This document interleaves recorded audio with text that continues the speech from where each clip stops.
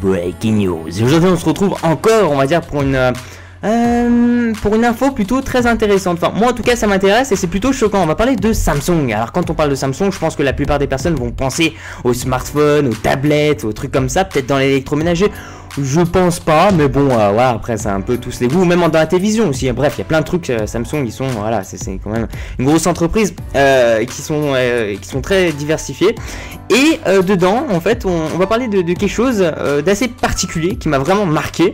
C'est-à-dire que Samsung, maintenant, enfin depuis quelques années, sont dans la surveillance de frontières et pas n'importe laquelle, coréenne. En gros, c'est là où on a la Corée du Sud, Corée du Nord. Je sais pas si vous entendez un peu les histoires là-dedans. On a un peu vraiment. C'est un peu tendu entre ces deux endroits. Et il y a un petit truc qui m'a vraiment choqué, c'est-à-dire que Samsung ont créé un peu leur système de surveillance. Alors quand on dit système de surveillance, là les gens ils vont se dire oui c'est juste des caméras. Eh bien non les gens, non c'est pas que des caméras, c'est quand même des robots qui sont armés de mitrailleuses et de lance-grenades. Alors il y en a qui vont pas me croire, donc si vous êtes intéressé pour regarder encore plus d'images ou voir des vidéos sur YouTube, je suis désolé je peux pas voler les vidéos comme ça, je vais avoir des problèmes après.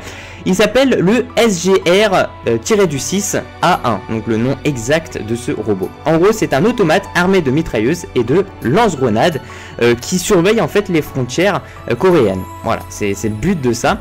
En gros, ça permet donc si vous voulez aux soldats de pas mettre pas mettre on va dire des soldats pour rien en cas d'attaque. Ça va juste être des robots sur la frontière et qui seront dotés de caméras, de détecteurs de mouvement allant jusqu'à 4 km quand même.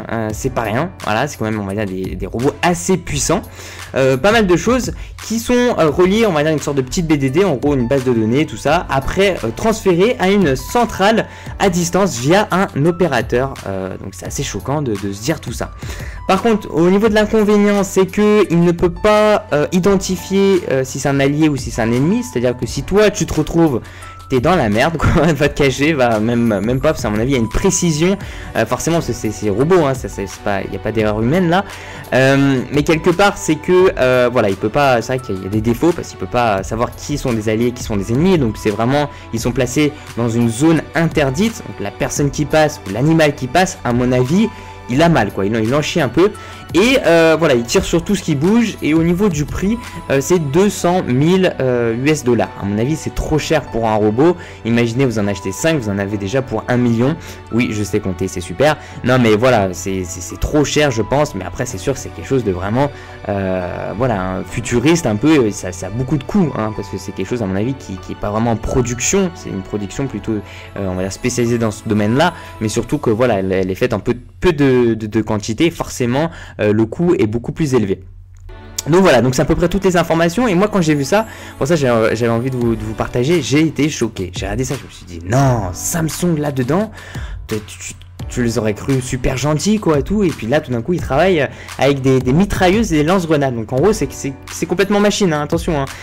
Y a personne qui le contrôle, c'est lui, il a ses détecteurs de mouvement, il gère H24 on va dire la zone, hein. Il fait tout seul le travail, avec il y a quand même des gros calibres dedans, des lance-grenades, imaginez un peu le bordel que ça peut créer.